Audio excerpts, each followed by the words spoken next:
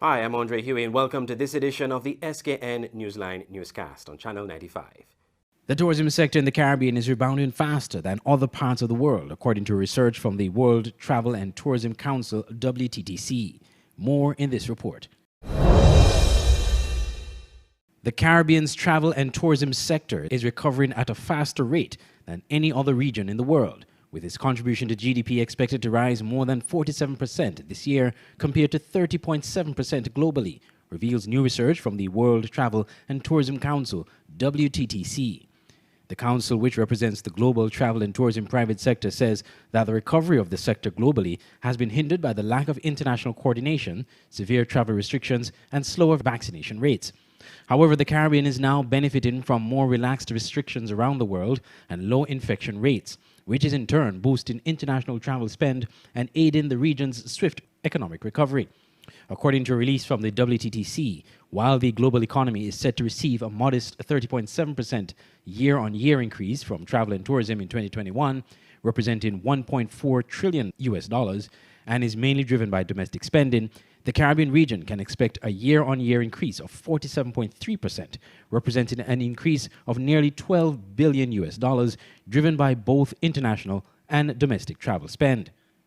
However, while the Caribbean is recovering faster than other regions, this is still below its performance in 2019, a record year for the sector where travel and tourism represented more than 14% of the region's GDP, contributing more than $58 billion to its economy.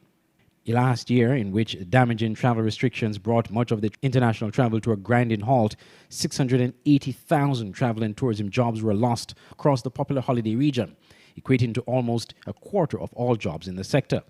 However, this year, the research reveals an expected 12% rise in jobs, compared to a meager 0.7% globally, with a similar potential year-on-year jobs rise across the sector next year by a positive 11.5%. According to the research, the sector's contribution to the region's GDP and the rise in jobs could be more positive this year and next if four vital measures are met by governments around the world. These measures include allowing fully vaccinated travelers to move more freely, irrespective of their origin or eventual destination, and the implementation of digital solutions which enable all travelers to easily prove their COVID status, in turn speeding up the process at borders around the world.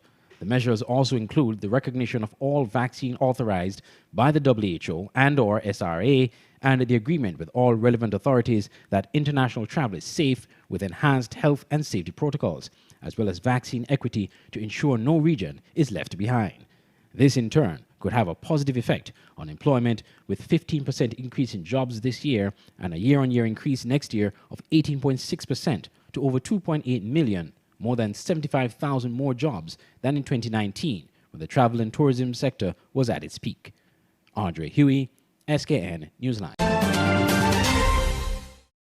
The Ministry of Agriculture is to adopt new strategic plans to achieve goals and objectives to accelerate agricultural development. We have more in this report from SK Newsline's Glenn Bart.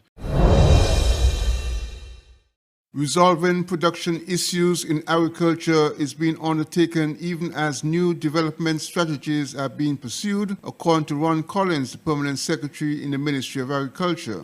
On the 20th October Leadership Matters program, Collins said work is being done to transform the agricultural sector and to improve production and agricultural incomes. The process of doing this, he indicated, would include the development of a policy and strategic plan with assistance from the Food and Agricultural Organization, the FAO, while pressing concerns are being addressed. We do have real challenges and are seeking to address them. The need for manufacturing our feed here locally is something that we are seriously addressing because of the challenges that we face. Further strengthening of the extension program, our outreach centers through training and development, developing skills in agro-processing, processing of meat for butchers at the abattoir, marketing strategies, and recent threats such as animal theft, dog bites, etc. Our 2021 project and programs are well on the way to completion to meet the objectives and goals set for this year. The Barefoot Livestock Center of Excellence, we are seeing great moves in that area. We have been able to reclaim a lot of the area and are setting now to implement and commence our breeding programs. The Forage Root and Tuber project is another area of great encouragement. Today, the Honorable Minister would have officiated in the reopening of the Foy's Outreach Center, which saw the distribution of land leases to some 27 farmers. And the work with the farmers there, as we are now preparing to bring in the material by the assistance of the FAO, and providing the strong support. This is only possible again because of the support that we received through the Agriculture Support Project, which is dubbed the stimulus package for 2021. So we'll be able to bring in all the planting material to ensure that the work in the forest area commence in terms of the roots and tubers, and remove that from our import list. Collins also indicated that the Department of Marine Resources will issue GPS devices through the input from the Agricultural Support Project. Glenn Bart reporting for SKN Newsline. When we come back, travel restrictions on travelers from India and South Africa removed.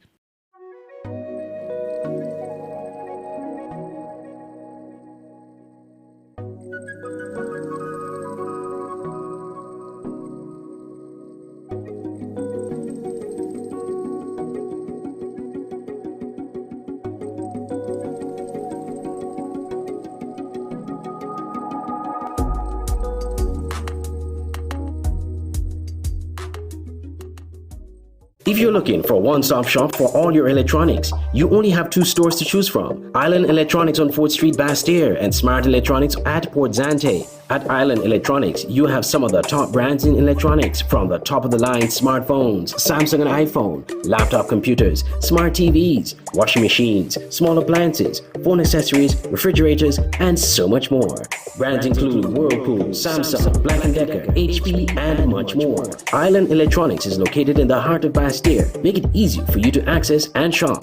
You can also choose to shop at Smart Electronics. Get the same great deals and quality products, the widest array in smartphones, including the latest Samsung Z Fold, smart TVs, and simply the best in household appliances like stoves, refrigerators, washing machines, even dishwashers.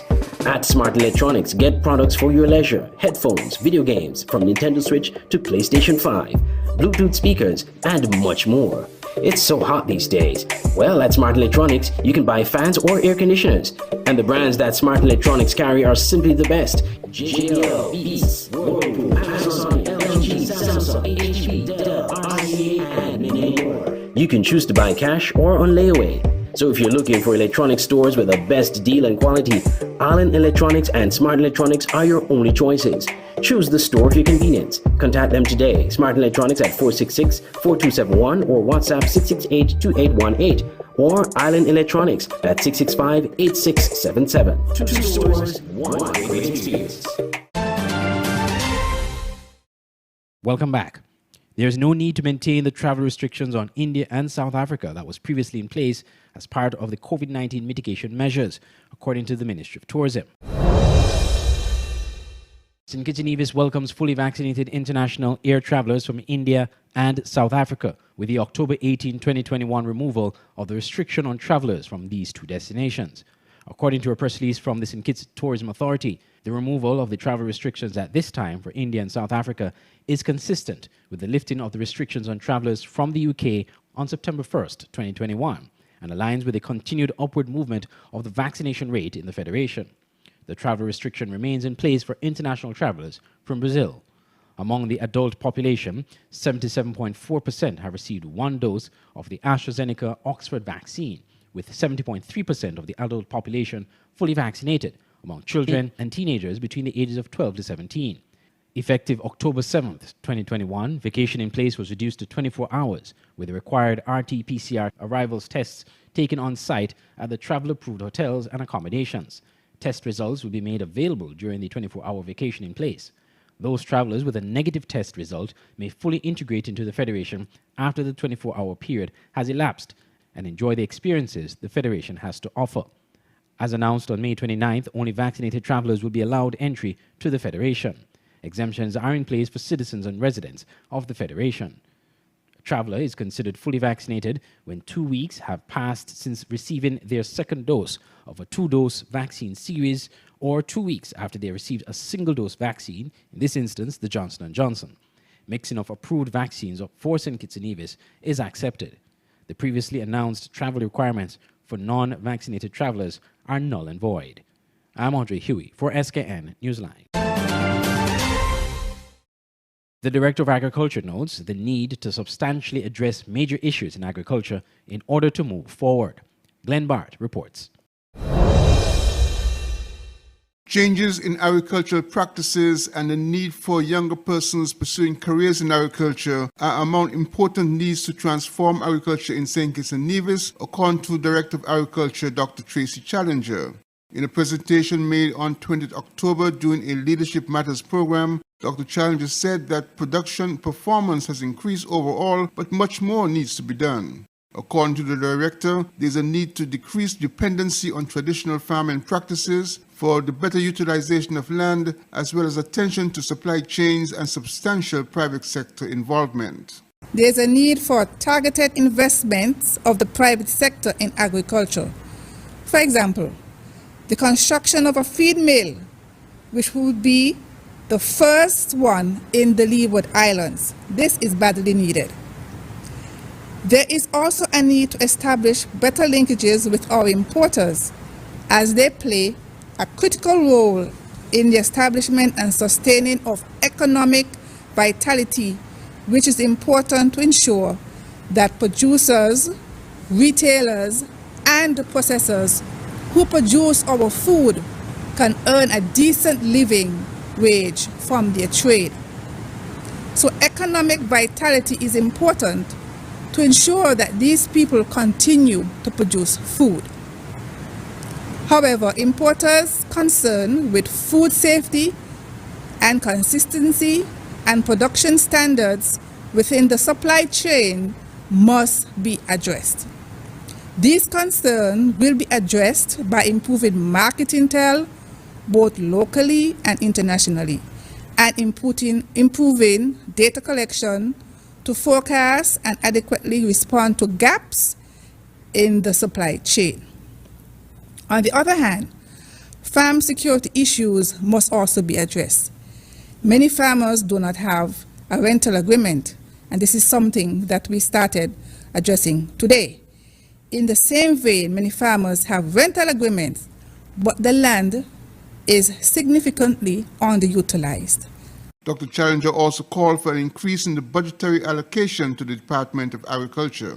Glenn Bart reporting for SK Newsline. When we come back, gangs in Haiti who kidnapped American missionaries call for $17 million ransom. Hold on, stop. Think about the drink before you take a drop. Read up on the label on the back. They say science sugar low and fat, but don't be fooled by that. Drink some water, share some love. Tell your body you're sweet enough. Drink some water, share some love. Tell somebody you're sweet enough. Drink some water, share some love. Tell your body you're sweet enough. Drink some water, share some love. Tell somebody, hey.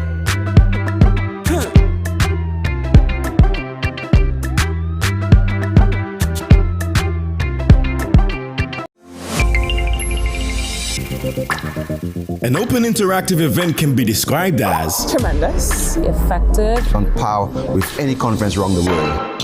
From exhibitions to trade shows, corporate events to product launches, from press events to political functions. We are the secret sauce behind events that make you go, wow.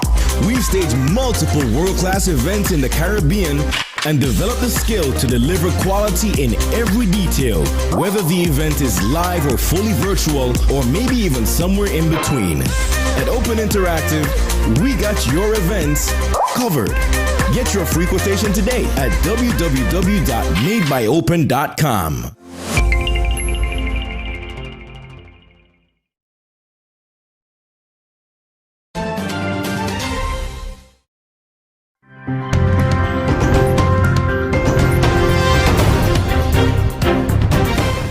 Welcome back. We turn our attentions now to regional news. A gang that abducted 17 Christian missionaries in Haiti has issued a ransom demand.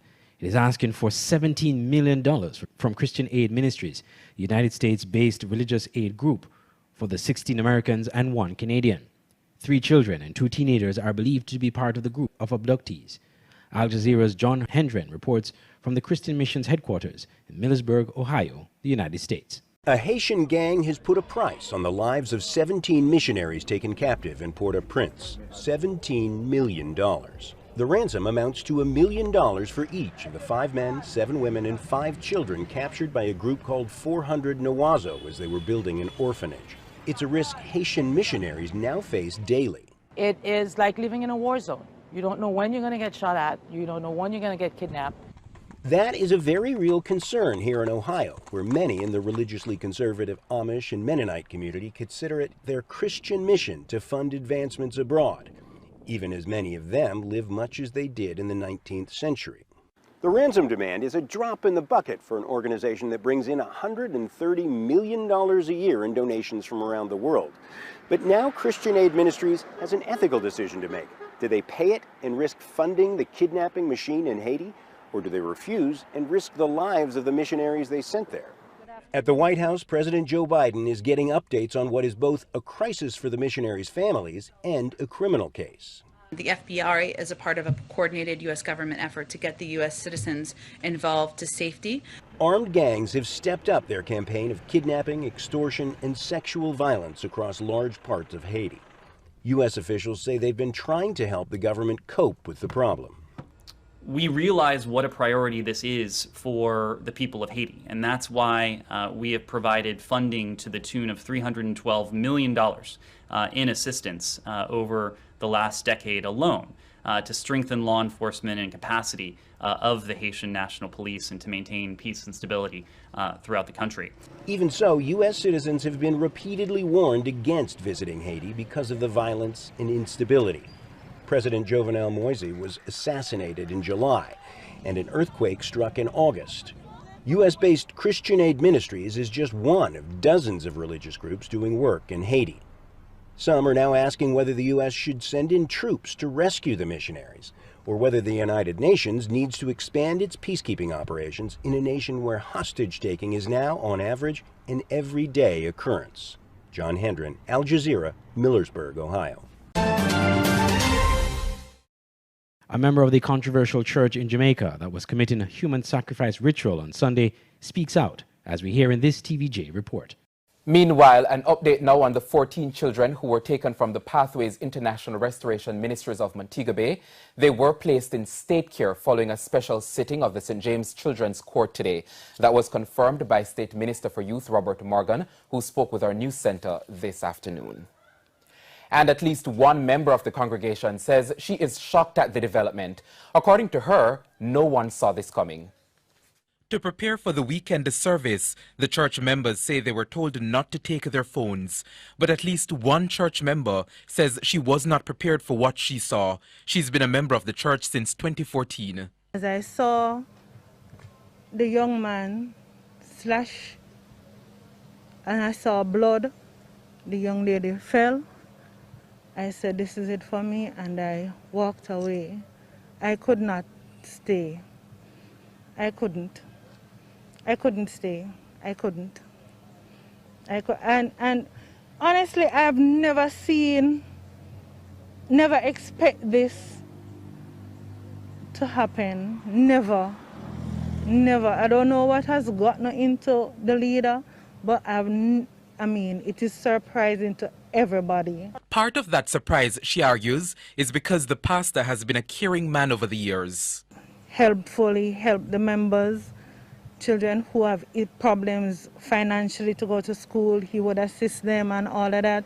So it's really shocking now to see all this. She says there was no sign that anything like this would ever happen at the church. When I start to put one and one together, I saw 2 church members jump the fence. 2 ladies, they jumped the fence. So I said, no, this can't be right. And those 2 persons are normally close to him. So I was wondering, when I tried calling one, I didn't get that person. So it's very... So it was never announced that they were going to do any sacrifice? No, but I mean, if it was announced, I wouldn't go. And I'm sure my children would not go. For this particular service, church members were told to wear white. And normally, ladies would wear white on the ladies' Sunday. And the men on their Sunday would wear black pants and white shirt. But otherwise, we would wear any color to church. But we were told to wear white. It's very sad to know that all this happened. I mean, we never saw it coming. Never. I mean, when I tell you, I ran leave my bag. In my bag was my house key, money, I mean, passport.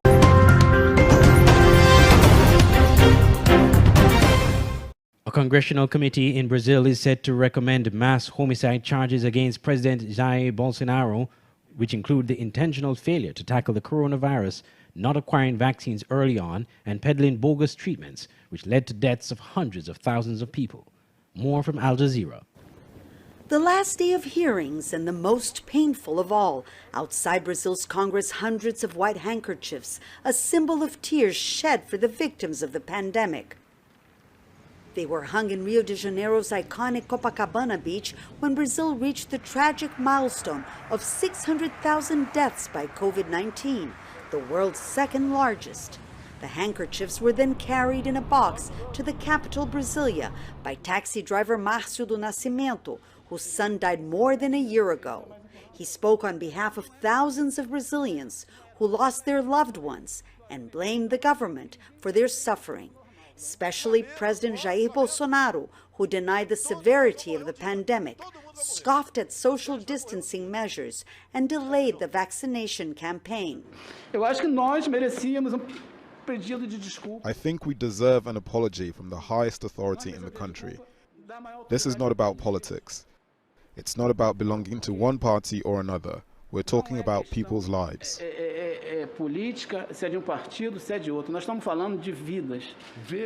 He's not alone. Nurse Mayra Pires was working in Manaus, Brazil's gateway to the Amazon rainforest, when the city ran out of oxygen. Her brother and sister died, leaving 4 children in her care. A bit of common sense and humanity on the part of those who govern us could have helped avoid such tragedy in the Amazon. Student Giovanna Gomes Mendes spoke on behalf of Brazil's 120,000 COVID-19 orphans. She lost both parents within 2 weeks and was left alone with her 10-year-old sister and no means to support themselves. We had friends and family who helped us, but many do not, Giovanna said. The government, she claimed, should be financially responsible for them.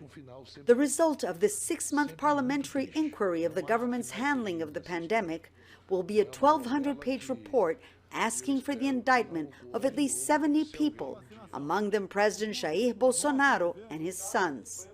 Many in Brazil believe it will have no impact. This investigation will lead nowhere. The report needs to be examined by Brazil's Attorney General, and it will probably end up in a draw. But the vice president of the Senate committee in charge of the investigation told us they will try to get justice for the victims by all means, even if it means turning to the International Court. He says the probe has already produced a change. Before the probe began, President Jair Bolsonaro was the only person who had a say in Brazil. He acted in the worst possible way, and there was no response. The Senate was the first institution that reacted to the atrocities he committed and investigated his crimes. And to our surprise, we unveiled corruption scandals involving the acquisition of vaccines. The investigation has already taken a toll on Bolsonaro's popularity. More than half of Brazilians reject his government. Monica Yanakiev, Al Jazeera.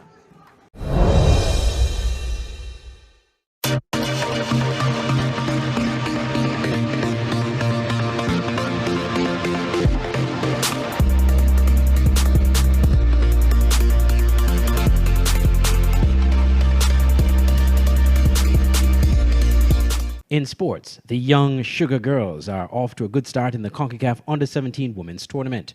More in this report.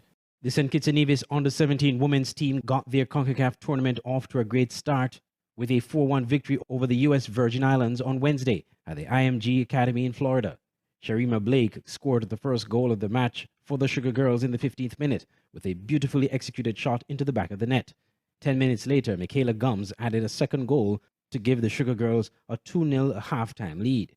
Unfortunately, team captain Michaela Gums scored an own goal in the second half in the 56th minute, but Trisha Nisbet and star striker Jazara Claxton ensured the St. Kitts Nevis team remained in the driver's seat, adding 2 more goals in the 77th and 4th minute of stoppage time, respectively. Coach Earl Jones was pleased with his team's performance, though he pointed out there was room for improvement. Could do a lot better. Kudos to them. We won the game, the game, but there's a lot of room for improvement. We still don't want to kill them too much and make them feel like we actually lose the game when we win. But I mean, we have some areas we need to sharpen up on, and we will have to do that for the upcoming game. He was also a bit disappointed to have conceded a goal. Well, anybody will be disappointed about that. But at the same time, that's the game, you know. Sometimes you do things to try to stop goals from scoring, and then, hey, something just pop up. Just got to regroup and come again. That's the game. Prior to the match, Coach Jones was brimming with confidence and believes the team will excel in the tournament. Man, preparation is extraordinary. I can't even find words to express myself. I mean, the sporting staff have been doing a very good job. I mean, on and off the field. Andre, if I stay here all morning talking about preparation, trust me, I wouldn't stop. Captain of the team, Malaika Rouse, shares the same confidence as her coach that the young Sugar Girls will excel in this tournament. She explains why. The spirit is high, right about now. Everybody right about now is confident, ready, willing to play, and willing to win the game today. What makes you so confident? The training, coaches, the staff, working together. St. Kitts and Nevis is in Group A with Dominica, the U.S. Virgin Islands, and Suriname. The Sugar Girls will next play Suriname on Friday. The St. Kitts and Nevis Football Association congratulates the team and wishes them all the best as the tournament progresses.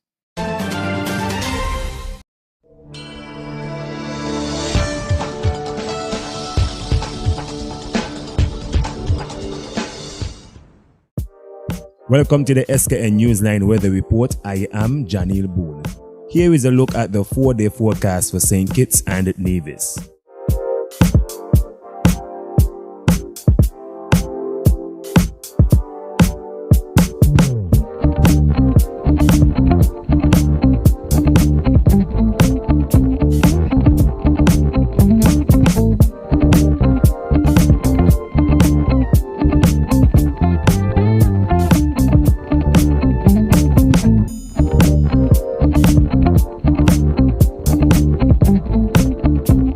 For a more detailed weather report, visit our website at www.sknnewsline.com. This has been the SKN Newsline and Newscast on Channel 95. If you want more on these stories, you can visit our website at www.sknnewsline.com. From all of us here at SKN Newsline, I'm Andre Huey. Thank you for watching.